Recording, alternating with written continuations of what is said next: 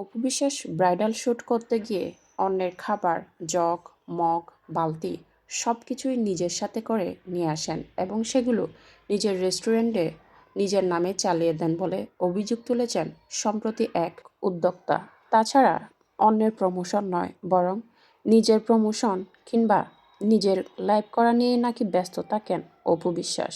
কাজের চেয়ে টাকার মান বেশি নির্ধারণ করা, অতিরিক্ত টাকা হাতিয়ে নেওয়া সহ অনেক অভিযোগ করেছেন অপু বিশ্বাসের বিরুদ্ধে একজন পার্লারের ওনার, যিনি কিনা নিজেও একজন সেলিব্রিটি, যার কারণে অপু বিশ্বাসকে তিনি কাজে আনেন।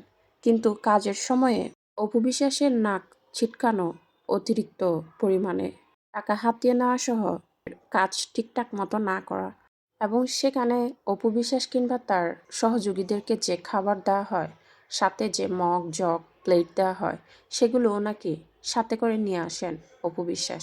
অপু বিশ্বাসের এহেন ব্যবহারে তিনি খুবই বিরক্ত এবং নিজেকে খুবই ছোট মনে করছেন বলে তিনি লাইভে এসে জানান। সম্প্রতি অপু বিশ্বাস বিভিন্ন ফটোশ্যুটে ব্যস্ত।